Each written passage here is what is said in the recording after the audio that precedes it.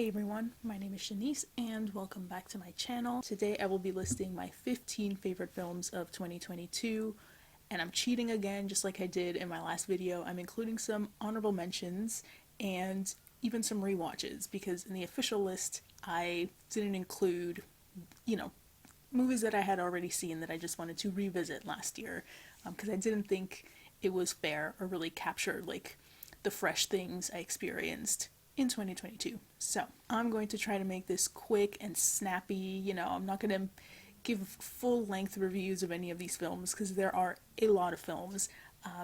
But I'm going to, try to, at the very least, articulate a quick reason why I really love these films.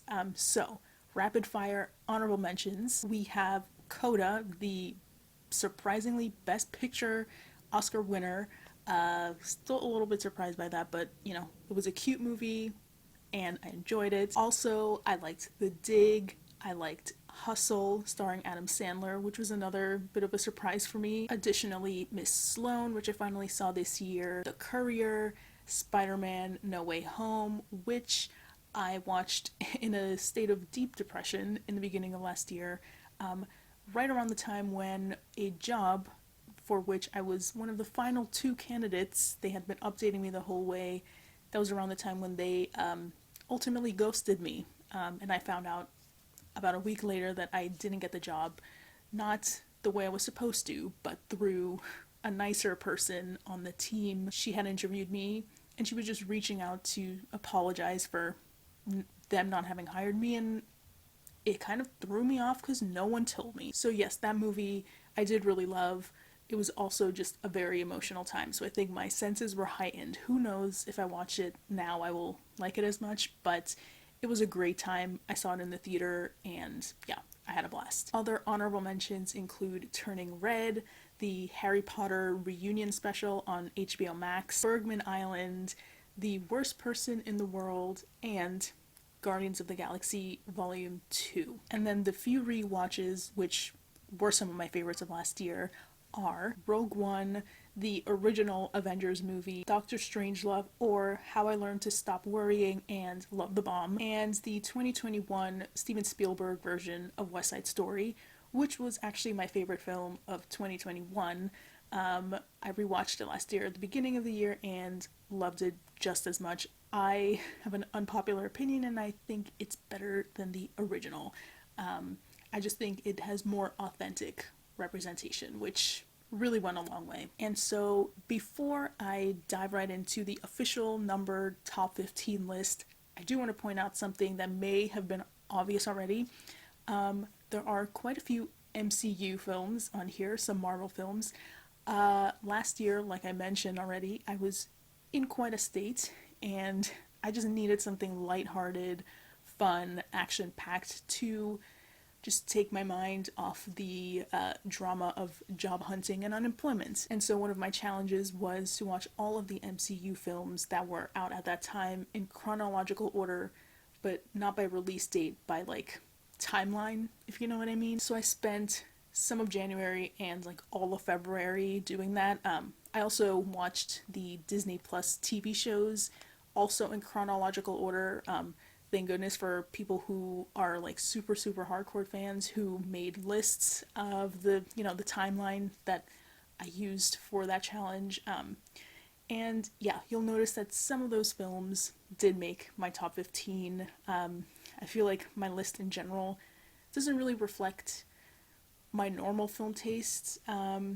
It's just, it was a year last year and I just wanted to have fun and relax and kind of escape, which I think you will see on this list. So hopefully you're not too judgmental that I did include some Marvel films or some, fun like fantasy sci-fi films. I think there's, a moment and a time and a place for every kind of film. So yeah, without further ado, let's get into my list. At number 15, we have Avengers Endgame. Obviously, I did not watch it in theaters when it came out. I was maybe one of 5 people in the world who didn't watch it when it came out. I have never read the comic books. I don't know anything about the Avengers or anything.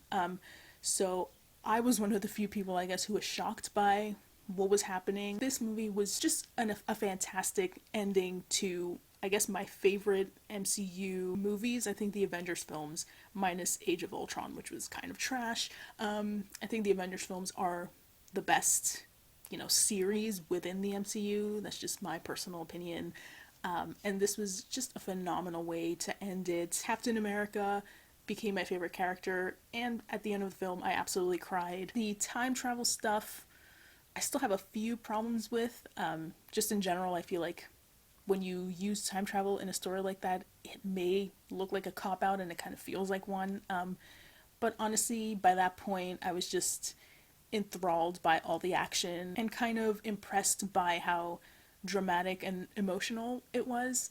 Definitely the first hour is basically like depressed Avengers, and I liked how Hulk, even though all the other Avengers were very sad, he was the happiest of them all, which I think just points out how depressing his normal state normally was. So yeah, I really liked this film, really loved the way that it just ended a great series for me. At number 14, we have another film that I watched as part of a challenge last year, another franchise that I told myself I really wanted to finish before the end of last year was Star Wars. And my inclusion of this film on my favorites list may be controversial, just because it seems like hardcore fans of this series hate this film a lot, actually. They think it ruins the entire franchise, that it tonally doesn't match anything, reverses character motivations from previous films, it doesn't make sense, it just is the outlier in the entire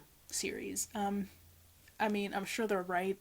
As someone who's not really that much of a Star Wars fan, I didn't grow up watching any of the movies, like my family's not really into Star Wars either. I have to say, I really like this film, and maybe you already know what it is. It's Star Wars The Last Jedi. Again, I was just in it for the fun, for the fight scenes, the battles. I loved how Rey was being trained by Luke. I just loved all of it, okay? I don't know what to say. I know other people hated it, sure, but I had a great time. I loved it. It's my number 14. Number 13 is the film I credit with giving me COVID. I was watching this. I started it like at midnight, and halfway through, I just started getting chills and a fever, and that's really when the symptoms started pumping up and like escalating. But no matter, I wanted to finish this movie because I was really loving it so much. And this one is Lady Chatterley's Lover.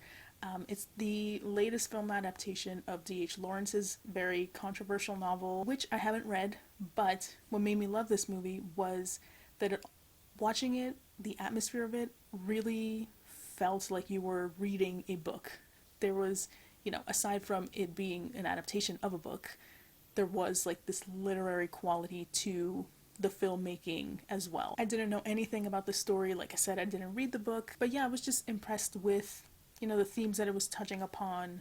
Class, elitism. I liked that the actor that they chose to play Chatterley in real life has a disability, albeit not the same one that the character does, but at least they tried to keep some authenticity there. I thought the cinematography was really lush. There are a lot of castles and grays, and it's cloudy. It just feels cozy in a way. I felt really invested in those characters' relationships. Like, I didn't want to stop watching, even though I had a raging fever.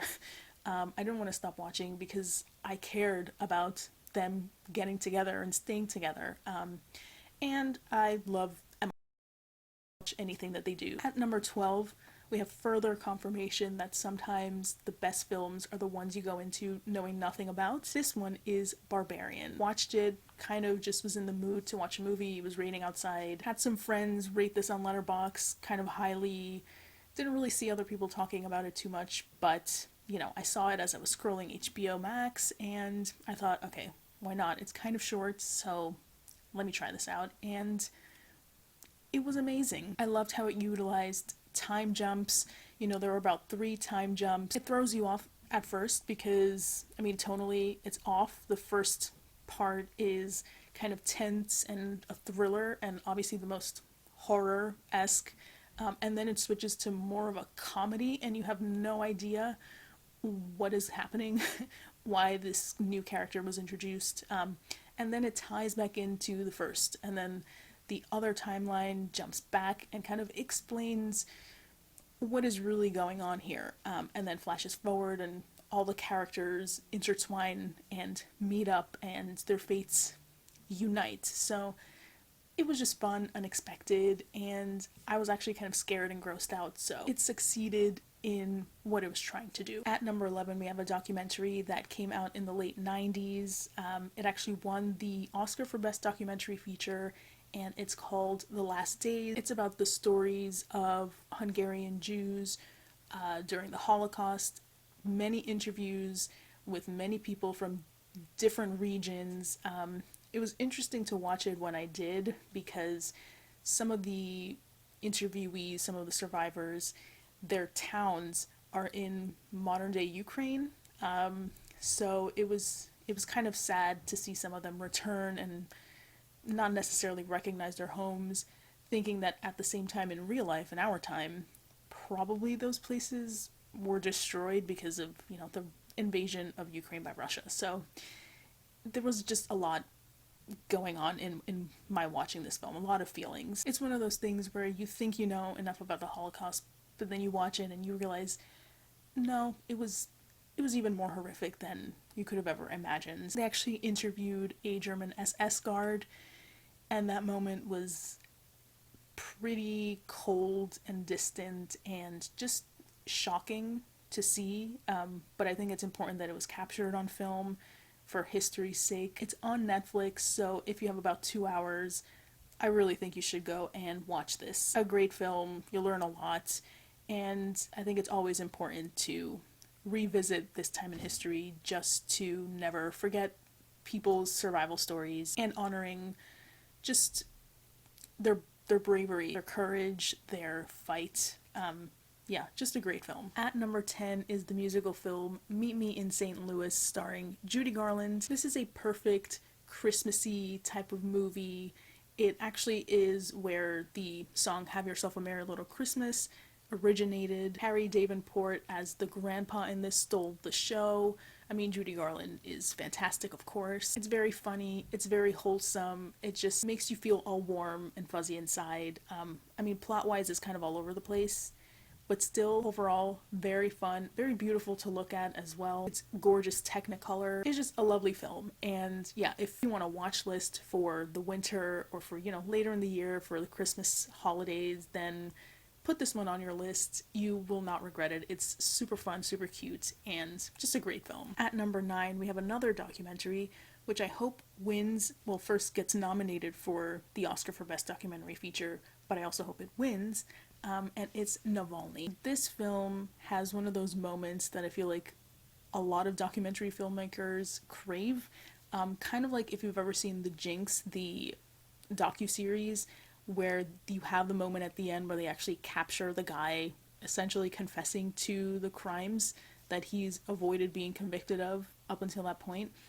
This movie basically has that moment, and it's pretty historic. I think the documentary overall was pretty balanced. I think it tried to make everyone a suspect, essentially. It also shows how much Navalny himself has done for Russia, fighting against Putin, and obviously he's now in prison for that, and who knows what's really going to happen to him. I think he really has done a really immense job of fighting corruption and fake news. I think this is kind of how you battle fake news. In a way, you have to document it, but I think he's championing for, the free flow of truth, and this was just riveting from beginning to end, so I really hope it at least gets a nomination. At number 8, I have Ordinary People. What a performance by Timothy Hutton, who rightfully earned the Oscar. I think this film does an incredible job of showcasing the importance of mental health care, of having supportive family members, of seeing how the people around you can influence your own mood, how important it is to just be empathetic towards people who are suffering, but also realizing that everyone in their own way is suffering in their own way, and that people grieve in their own way. It shows you how people deal with death in different ways. I just think this is a really important film, and I think it's still on Amazon Prime if anybody wants to watch it, which I think you definitely should. Next up is a romance film. It's Sylvie's Love, also on Amazon Prime. Not sponsored, but just a coincidence. Yeah, this one is just beautiful to look at. I think this is how you make modern films look older. I've seen other films kind of like Passing that don't do such a great job. They clearly look like they're on a digital camera and not trying to, capture film or analog of different time periods. This was just beautiful and has really important themes of classism and colorism and feminism and all of it. It was wonderfully acted and just really sweet in the end. We need a movie with just a happy ending sometimes. At number 7, we have Avengers Infinity War, of course.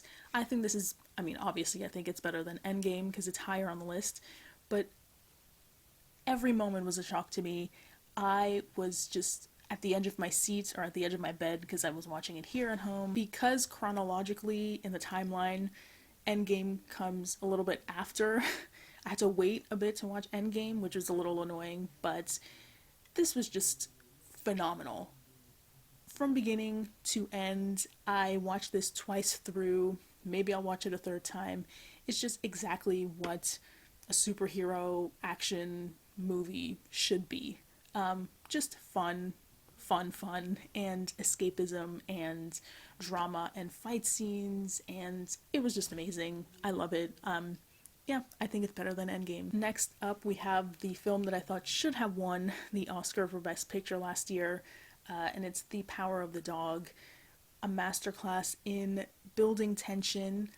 It's a slow burn at the beginning. I was kind of, not feeling it all that much. I think I started it and then stopped it and then picked it back up a month later or something because I just wasn't into it that much.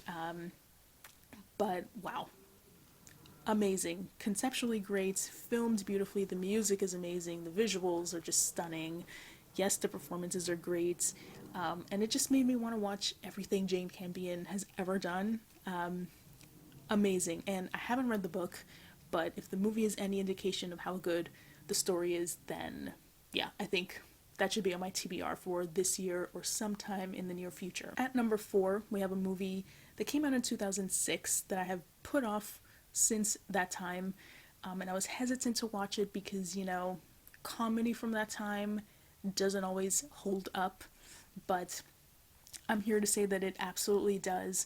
This is Little Miss Sunshine, and it was amazingly acted, brilliantly written, so funny. The talent show at the end, or the competition at the end, had me dying. It's really deep in its own way, and it made me cry at that moment. I loved how color was used, how yellow was pretty much in every single shot. I think even Paul Dano's artistic eccentricities kind of worked for his character. It was just a black comedy. It was perfection. I love this. At number 3 is a movie I watched, I think on Christmas Day, maybe. It is Guillermo del Toro's Pinocchio.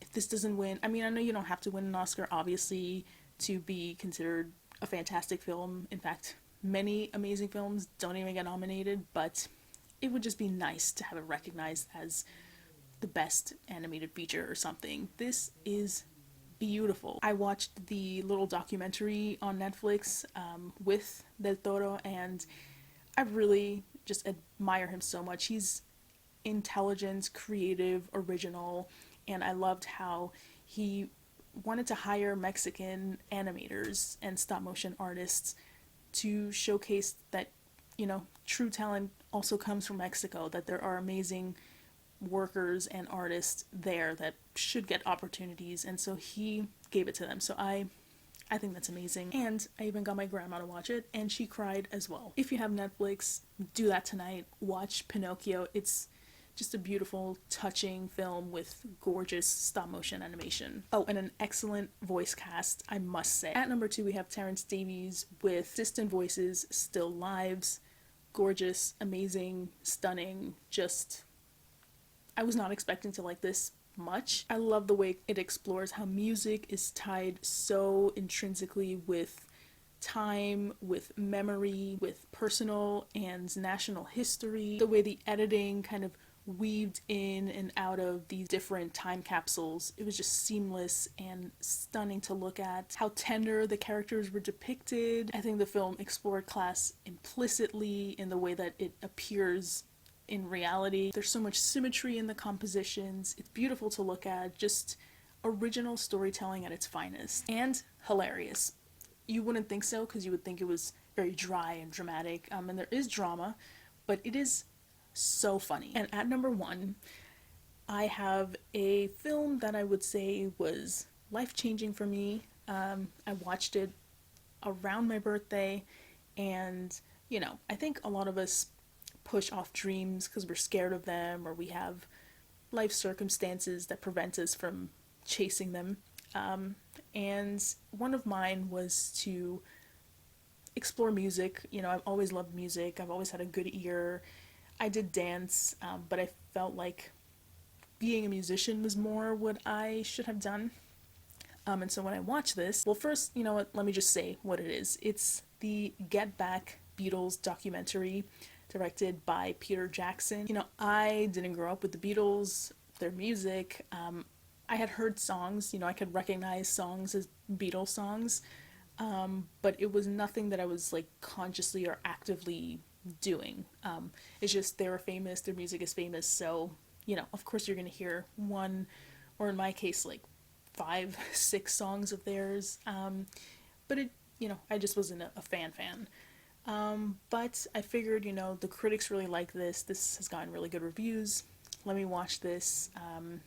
I feel like I want to get inspired, and yeah, I definitely did. I mean, if you are a creative, obviously a musician, but also a storyteller in any way, definitely watch this. I think if sometimes when you watch musical biopics or something, you get frustrated by the terrible portrayal of the artistic process, how it's kind of sanitized and clipped.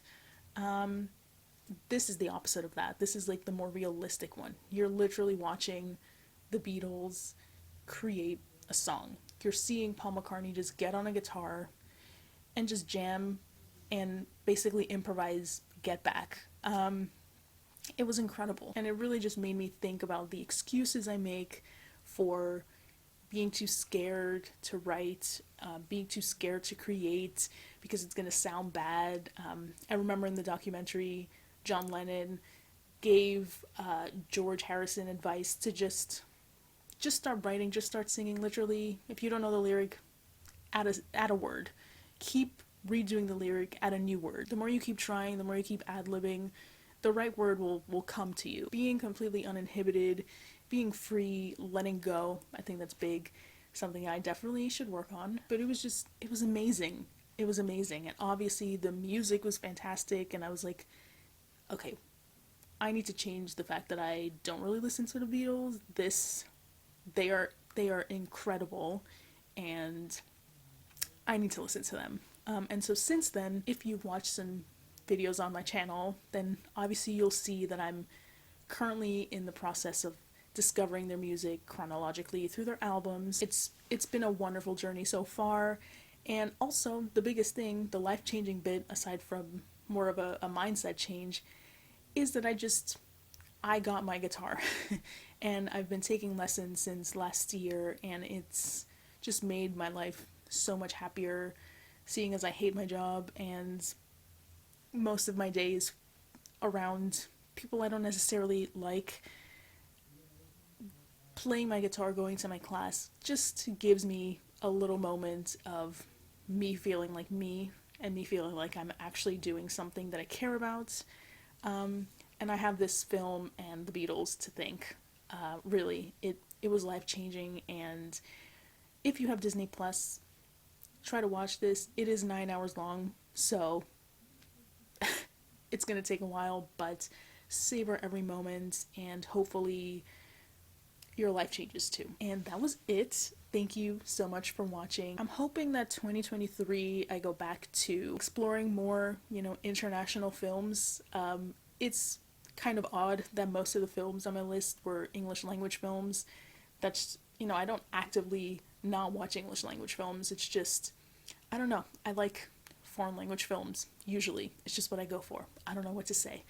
So hopefully I can get back to that version of me this year. But who knows? I kind of just want to watch movies that I'm in the mood for and not feel shame for not picking like an art house movie or an indie film, you know. I just want to let go, right? That's one of the lessons from my favorite film. So down in the comments, let me know what your favorite film of the year was, and also what's your favorite TV show of last year. A lot of the TV shows I watch, I couldn't review on Letterboxd, so I didn't officially include them on this list. But I'm curious, what was yours? So yes, thank you for watching, and I will see you all next time. Bye.